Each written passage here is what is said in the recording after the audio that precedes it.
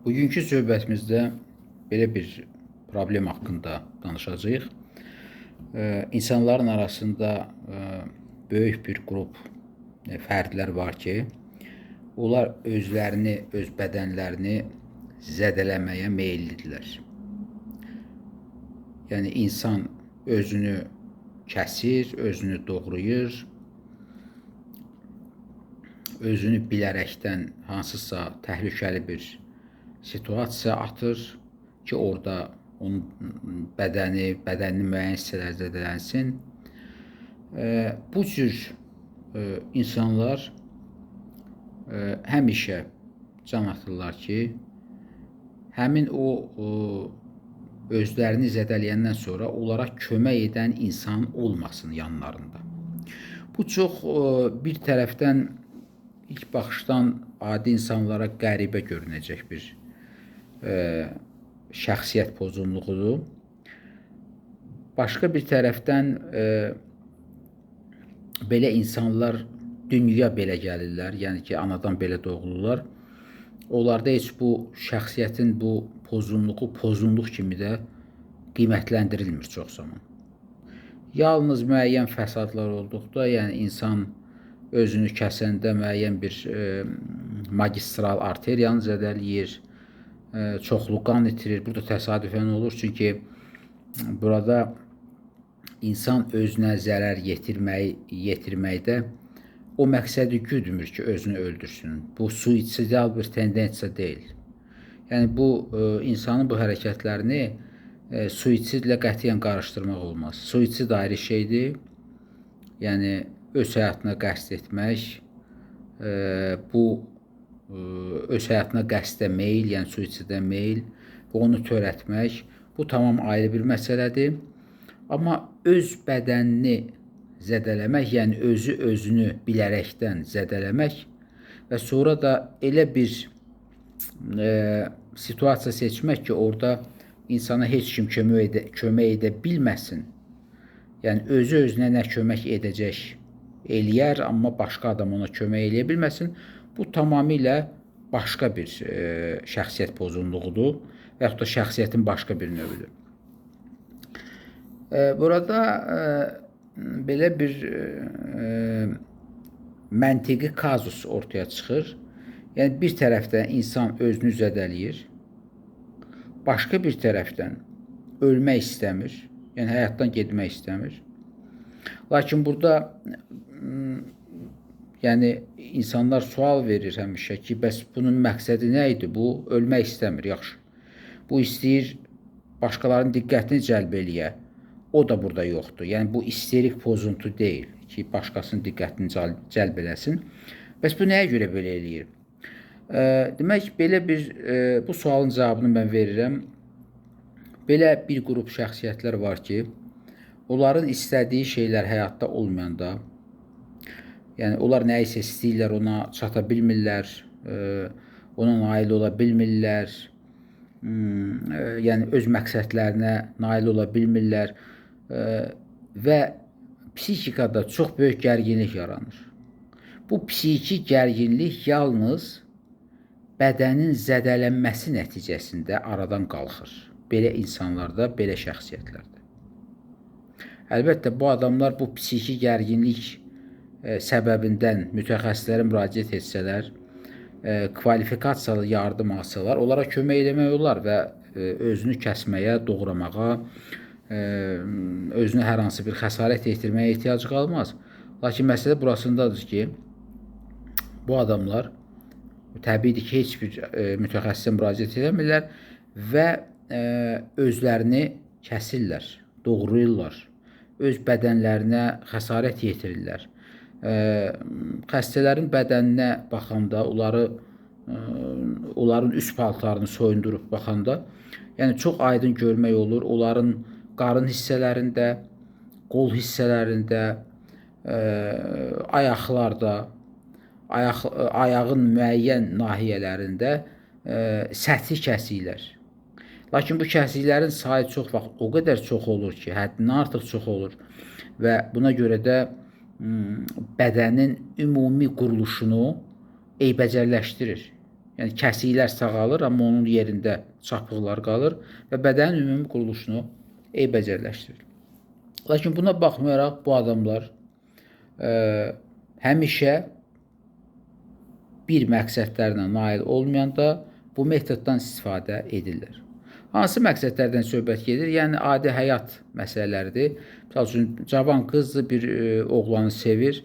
O oğlan bununla evlənməkdən imtina eləyir və yaxud da əksinə hansısa bir oğlandır, bir qızla eşq macərası yaşayıb.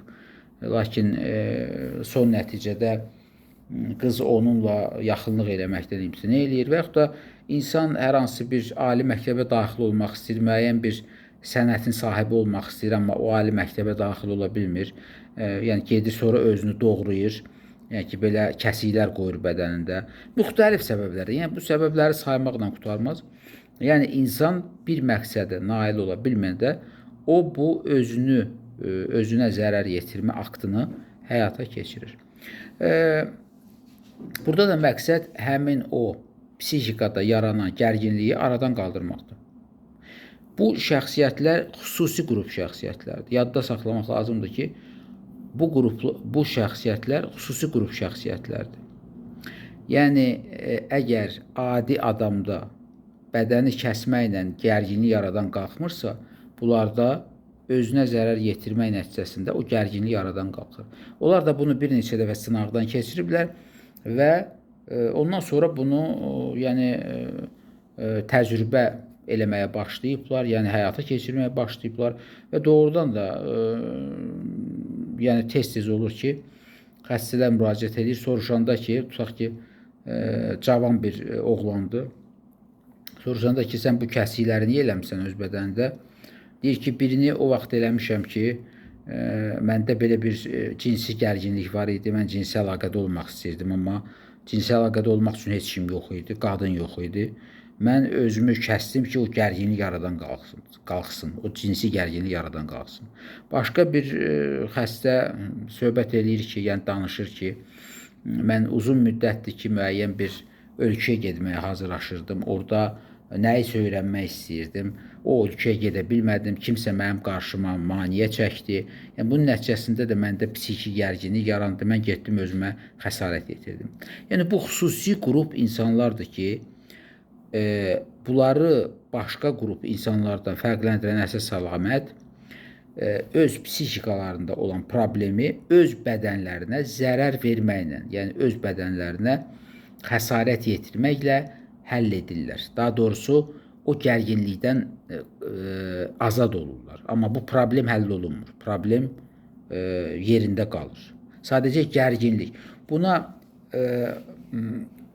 əgər bu adi insan tərəfindən psixoloji metodla həyata keçirilirsə, biz buna psixoloji qorunma, psixologiskaya zaşita, yəni psixoloji qorunma deyirik. Mən bu haqda çıxışım var, bəlkə də siz ona qulaq asmışsınız. Yəni, psixoloji qorunmanın növləri. Lakin burada psixoloji qorunmadan söhbət getmir. Əlbəttə, yenə də psixoloji qorunma komponenti burada var, amma psixoloji qorunma aktı yoxdur. Burada psixikanı boşaldmaqdır. Yəni, psixikanın gərginliyini götürməkdir. O gərginliyi də insan öz bədəninə xəsarət yetirməklə həyata keçirir, öz bədəninə xəsarət yetirməklə götürür. Belə insanlar adətən 30-35 yaşa qədər olan insanlardır. 35 yaşdan sonra bu şəxsiyyət pozğunluğu, yəni şəxsiyyətin bu tipinə malik olan insanlar artıq bu hərəkətləri eləmirlər. Yəni 35 yaşdan sonra insanlarda özünə xəsarət yetirmə həvəsi, tendensiyası, problemlər nəticəsində psixikada olan gərginliyi özünə xəsarət yetirməklə özündən uzaqlaşdırmaq kimi tendensiyalar zəifləyir və yaxud da tamamilə aradan qalxır. Tamamilə aradan qalxır. Müəyyən qrup insanlar var, misal üçün narkotik maddələrdən istifadə edən insanlar, narkomanlar, toksikomanlar, yəni ki, xroniki alkoqoliklər. Yəni, bunlar da, bu qrup adamlarda abstinensiya vəziyyətində, yəni buna başqa sözlə onların dili ilə desək lomka deyirlər onlar. Yəni abstinensiya vəziyyətində belə bir psixi gərginlik vəziyyətində məhrum etmə sindromu vəziyyətində onlar özlərinə xəsarət yetirə bilərlər ki, o psixi gərginlikdən azad olsunlar. Yəni qəbul etməyə narkotik yoxdur. Bunlar bədən tələb eləyir. Psixi həm də fiziki gərginlik burada var. Və yaxud da qəbul etməyə spirtli içki yoxdur. Həm fiziki, həm psixi gərginlik var. Yəni abstinensiya var. Yəni bunu aradan qaldırmaq lazımdır. Həmin bu metoddan istifadə eləməklə aradan qaldırırlar onlar. Və yaxud da hər hansı bir başqa bir psixoaktiv maddənin qəbulu vacibdir. Həmin insan üçün, həmin insan asılıdır o maddədən. Yəni həmin psixi gərginliyi aradan qaldırmaq üçün bu cür özünə xəsarət yetirmə metodundan istifadə edir. Bundan əlavə penitensiar sistemdə bu hadisələr tez-tez baş verir. Yəni islah əmək koloniyalarında, cəza çəkmə müəssisələrində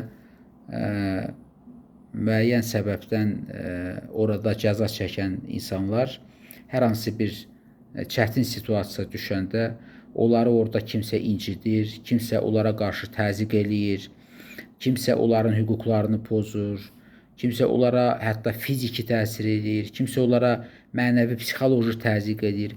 Bu situasiyalarda bu qrup insanlar bu metoda əl atırlar. Yəni ki, lakin burada artıq qapalı bir sistem olduğu üçün, yəni insan fikir verin, yəni ki, mən söhbətimin əvvəlində dedim ki, belə insanlar özlərinə xəsarət yetirəndə yanlarında bir adamın hansısa bir insan olmasını istəmirlər. Amma burada yəni cəza çəkmə müəssisələrində bu mümkün deyil. Yəni dustaqlar daima kimisə nəzarətində olurlar. Çox adi hallarda, yəni lap adi hallarda bir-birinin yanında olurlar. Ona görə də həmişə bu cəza çəkmə müəssisələrində olan insanların yanında adamlar olduğu üçün, hansısa bir insan olduğu üçün onlar artıq bu aktı çox təhlükəli şəkildə həyata keçirirlər. Misal üçün, əgər adi halda, yəni adi bir vəziyyətdə insan səthi kəsik aparırsa, cəza çəkmə müəssisəsində onu eləyəndə bu adam elə dərin kəsik aparır ki, böyük bir damarı kəsir öz bədənində. Bu magistral bir ətraflarda magistral bir vena ola bilər, magistral bir arteriya ola bilər. Yəni nəticədə də qan axmadan, qan itirmədən xəstə öz dünyasını dəyişə bilər.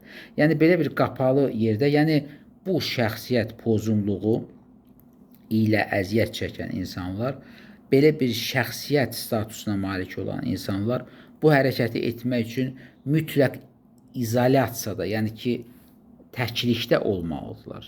Onlar məhz təklikdə olanda sadəcə olaraq öz məqsədlərini tam dəyərli həyata keçirə bilirlər. Yəni səthi kəsiklər apararaq gərginliyi götürürlər və salam. Amma sağ qalırlar. Yəni onlar şuurlu olaraq özlərini öldürmək istəmirlər.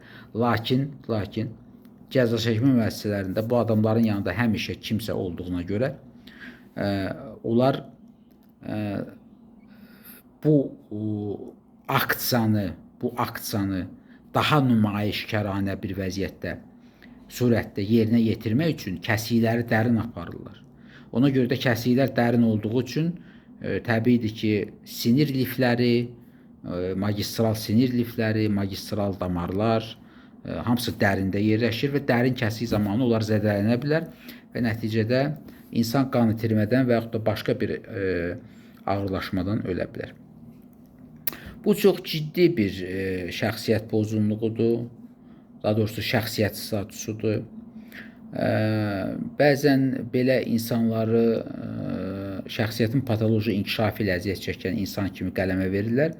Amma son zamanlar çoxlu sayda aparılan psixiatrik tədqiqatlar göstərir ki, bu adamlarda şəxsiyyətin patoloji inkişafı yox, sadəcə olaraq qeyri-adi şəxsiyyət statusu formalaşmış olur. Yəni bunlara psixopat demirlər. Bunlara şəxsiyyətin patoloji inkişafı ilə əziyyət çəkən insan demirlər. Bunlara sadəcə olaraq şəxsiyyətin xüsusi statusuna malik olan insanlar deyirlər.